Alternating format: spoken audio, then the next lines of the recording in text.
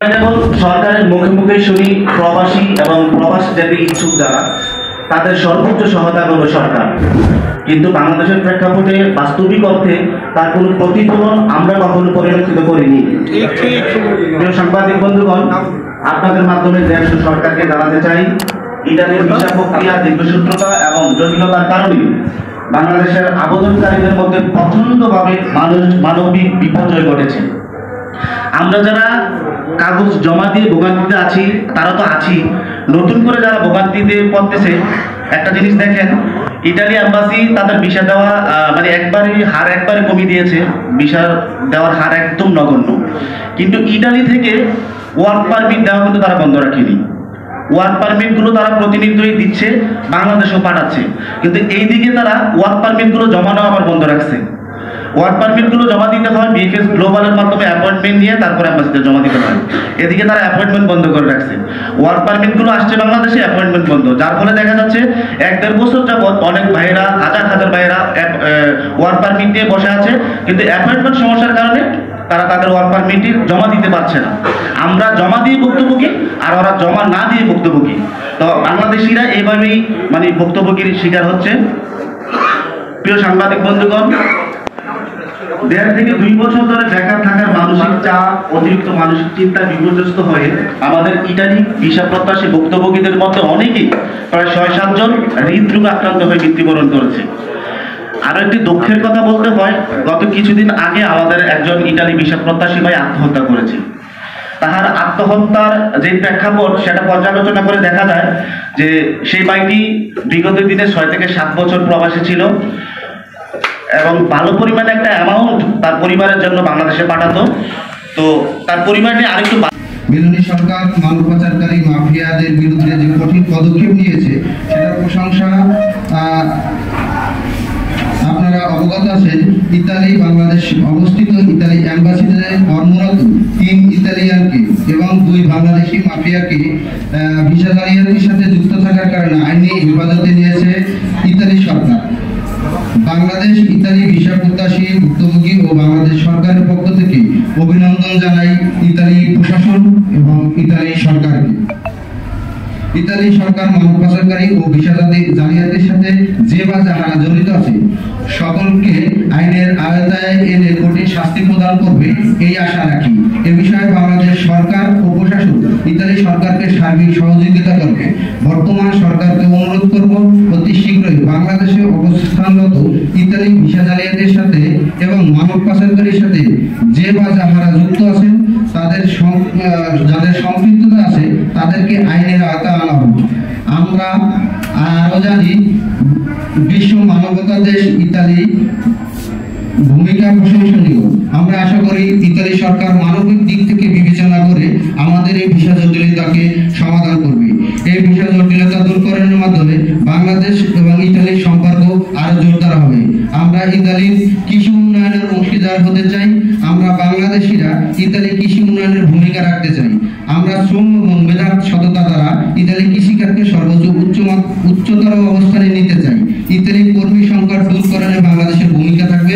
Italy অবৈধ অভিবাসী হতে দ্রুত সময়ে ভিসা প্রদান করার প্রয়োজনীয়তা অপরিসীম। আমরা চাই ইতালি সরকার বাংলাদেশ থেকে সঠিক পথে ভিসার মাধ্যমে কর্মী নেবে। এতে 2 দেশের অর্থনীতি ও শ্রম বাজার সচল থাকবে। 2 দেশের মধ্যে দ্বিপাক্ষিক বাণিজ্যিক শীঘ্রই ঘুরে দাঁড়াবে। ইতালি বাংলাদেশের বন্ধুত্বপূর্ণ সম্পর্ক আরো শক্তিশালী করতে ইতালি সরকারকে পদক্ষেপে সহযোগিতা করবে বাংলাদেশ সরকার। উল্লেখযোগ্য, ভিসা জালিয়াতি অবৈধ অভিবাসন রোধে বাংলাদেশ সর্বদা ইতালির পাশে থাকবে এবং সার্বিক সহযোগিতা করবে। অবৈধ পথে বিদেশি গমন নিরুৎসাহিত করে বাংলাদেশ সরকার সকল কার্যক্রম পরিচালনা করবে। এরই ধারাবাহিকতায় বৈধ পথে ইতালি গমনকারীদের সার্বিক সহযোগিতায় এগিয়ে আসবে ইতালি এবং বাংলাদেশ সরকার। স্বল্প সময়ে ইতালি ভিসা প্রদানের ক্ষেত্রে সার্বিক সহযোগিতা করবে ইতালি ইমিগ্রেশন অ্যাম্বাসিডর। বিগত দিনে ভিসা জটিলতা রয়েছে তা নিরসনে অতি দ্রুত পদক্ষেপ নেবে ইতালি অ্যাম্বাসি এবং ইতালি সরকার কে বিনীত অনুরোধ করব অতি শীঘ্রই ভিসা জটিলতা স্থায়ী সমাধান করবেন। আর কালকে না করে অতি সত্বর সকল ভুক্তভোগীকে তাদের কাঙ্ক্ষিত ফলাফল জানিয়ে দিন। সঠিক ওয়ার্ক পারমিটগুলোতে ভিসা প্রদান করুন। বিশেষভাবে অনুরোধ করব ডক্টর মোহাম্মদ ইউনূস স্যারকে, আপনি জাতির গর্ব, বাংলাদেশের একমাত্র নোবেল বিজয়ী, বিশ্ব আপনাকে শান্তির অগ্রদূত হিসেবে জানে। ইতালি ভিসা প্রত্যাশী ভুক্তভোগী লাখো পরিবার আপনার সহযোগিতা কামনা করে। জাতির এই সংকটকালে আপনি যেভাবে বাংলাদেশের হাল ধরেছেন, ইতালি ভিসা প্রত্যাশীরাও এই সংকটময় সময় আপনাকে চায়। আমরা বিনীতভাবে অনুরোধ করব মাননীয় প্রধান উপদেষ্টাকে, আপনি অবশ্যই জরুরি ভিত্তিতে আমাদের এই সমস্যাটাকে দেখবেন এবং ইতালি গভর্নমেন্টের সাথে কূটনৈতিক সম্পর্কের মাধ্যমে আমাদের ভিসা জটিলতাকে দূর করবেন। ধন্যবাদ সবাইকে। আসসালামু আলাইকুম। পররাষ্ট্র মন্ত্রণালয়ের ব্যর্থতা যে আমাদের হয়ে আমাদের পররাষ্ট্র মন্ত্রণালয়ের কেউ আজকের দিন পর্যন্ত ইতালি যেতে পারেনি, এটা হচ্ছে আমাদের জন্য ব্যর্থতা। আমরা কয়েকবার আন্দোলন মানববন্ধন করেছি, তার মধ্যে উল্লেখযোগ্য হচ্ছে 9 সেপ্টেম্বর 2024 সালে। সেখানে আমাদের অনেক সমাগমের মাধ্যমে আমরা সেখানে একটা দাবিগুলো পেশ করি শাহাবুদ্দিন পার্কে। তো সেখান থেকে যখন আমরা দেখলাম যে আমাদের দাবিগুলো ঠিক জায়গায় উপস্থাপন হচ্ছে না, তখন আমরা সেখান থেকে মুখ করতে চেয়েছিলাম প্রধান উপদেষ্টা বরাবর। তো সেখান থেকে আমাদের সেনাবাহিনী ভাই, সম্মানিত সেনাবাহিনী যারা আছে, তারা আমাদেরকে আশ্বস্ত করছে যে তারা আমাদের এই ব্যাপারগুলো নিয়ে সমাধানের আগ পর্যন্ত তারা এটা নিয়ে কাজ করবে, এবং তারা আংশিকভাবে কাজ করছে। তাদেরকে ধন্যবাদ। একদম যে করে নাই তা না, তারা আংশিকভাবে কাজ করছে, কিন্তু আমরা হতাশ। আমরা এখন এমন একজন ব্যক্তির কাছে আসছি, উনি কোনো রাজনৈতিক পরিচয় না ওনার, উনি কোনো দেশের প্রধানমন্ত্রী হিসেবে ওনার কাছে আসেন। উনি হচ্ছেন world celebrity doctor Mohammad Yunus, বিশ্বের নোবেল জয়ী। সারা বিশ্বের মধ্যে যদি বড় কোনো অনুষ্ঠান থাকে সেটা হচ্ছে অলিম্পিক। ওই অলিম্পিক অনুষ্ঠানে উনি বিশেষ অতিথি হয়ে যাওয়ার সম্মান উনি রাখেন। তো আমাদের যে সমস্যাটা, এটা নিয়ে অবশ্যই ডক্টর মোহাম্মদ ইউনূস কাজ করবে, কারণ ডক্টর মোহাম্মদ ইউনূস প্রবাসীদের ব্যাপারে অনেকটাই আগ্রহী। উনি গতকালকে রোহিঙ্গার বিষয় নিয়ে উনি কথা বলছেন। তো আমরা চাই উনি আমাদের যে বিষয়গুলো আছে, আমাদের যে বিষয়গুলো নিয়ে সরাসরি ইতালি সরকারের সাথে কথা বলুন। ইতালি সরকার যদি আমাদেরকে ভিসা দেওয়ার নিয়ত না থাকতো, তারা আমাদেরকে ওয়ার্ক পারমিট দিত না। যেহেতু ওয়ার্ক পারমিট দিচ্ছে, কিন্তু এখান থেকে ওয়ার্ক পারমিটগুলো আটকে রাখছে, তার মানে তাদের কিছু চাওয়া পাওয়া আছে।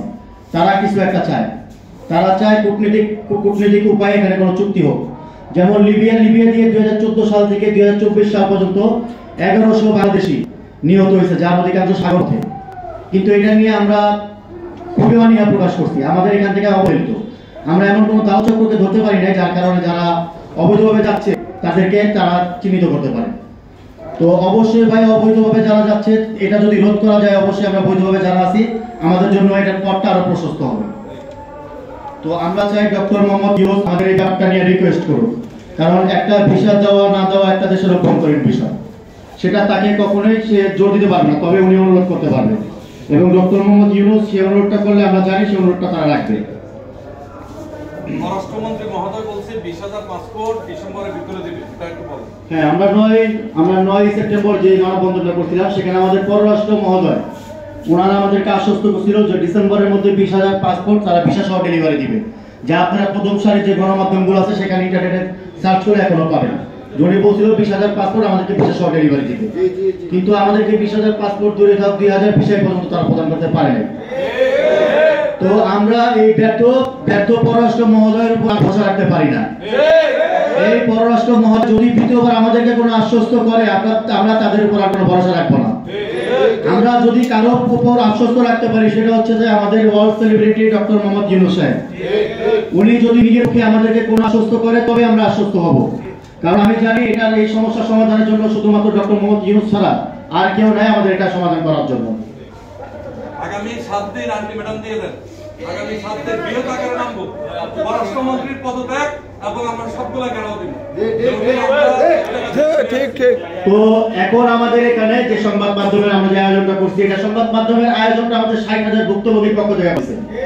এখানে 60,000 ভুক্তভোগী আসে নাই, কারণ তাদেরকে আমরা আসতে নিষেধ করছি, যেহেতু রমজান মাস, এখানে আমাদের এত স্পেসিফিক নাই আসার জন্য।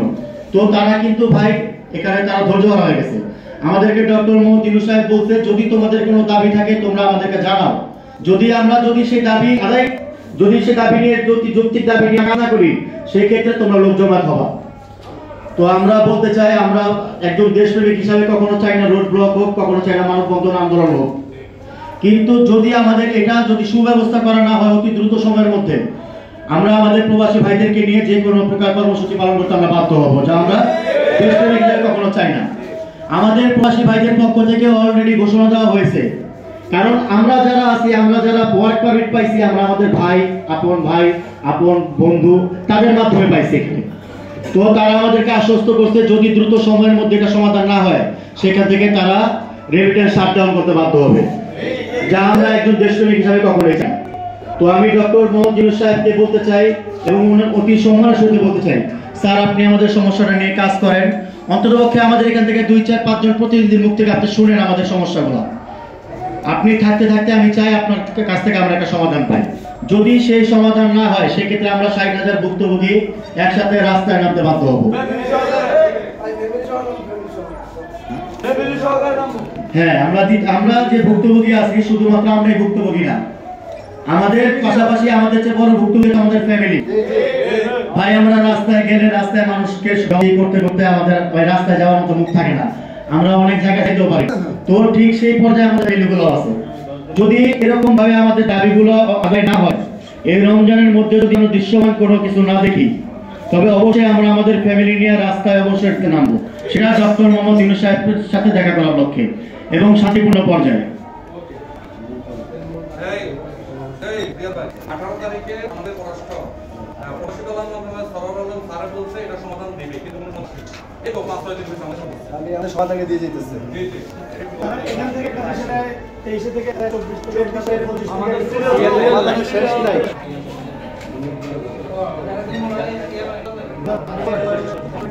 তো আমাদের এখানে আসার যে মূল দাবিগুলো, যদি আমাদের এই প্রত্যাশা পূরণ না হয় সেক্ষেত্রে আমাদের মূল দাবি থাকবে অতি দ্রুত ডক্টর মোহাম্মদ ইউনূস স্যার উপস্থিতি ইতালি ক্যাম্প জানাতে হবে এবং অনুরোধ করতে হবে যেন অতি দ্রুত 2 সাল শুরু করে এই পর্যায়ে একটার ভেতর যত পাসপোর্ট ভুক্তভোগী এবং অ্যাপয়েন্টমেন্ট ভুগি আছে তাদের সকলের সমস্যা সমাধান করার লক্ষ্যে সমান কার্যক্রম তারা হাতে নেয়।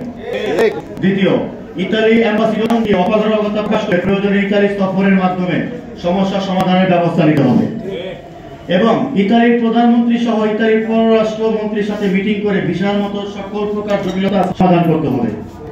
আমরা সকল ভুক্তভোগীরা মনে করি এমন কোনো জটিলতা নাই যার কোনো সমাধান নেই। এই কূটনৈতিক সমস্যা কূটনৈতিকভাবে সমাধান করা সম্ভব, দরকার সমাধানের জন্য সঠিক উদ্যোগ গ্রহণ করা। আমাদের জন্য সরকার কাজ করবে সেই আশা রাখতেছি। প্রধান উপদেষ্টা আমরা কোনো প্রকার রোড ব্লক অথবা আন্দোলন মানববন্ধন চাই না, আমরা চাই শুধুমাত্র সুষ্ঠু সমাধান।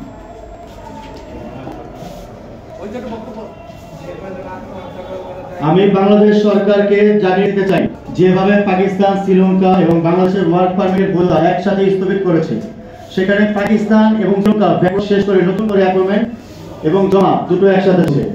তারা দুই দেশের কূটনৈতিক কারণে সমস্যার সমাধান করে ফেলছে।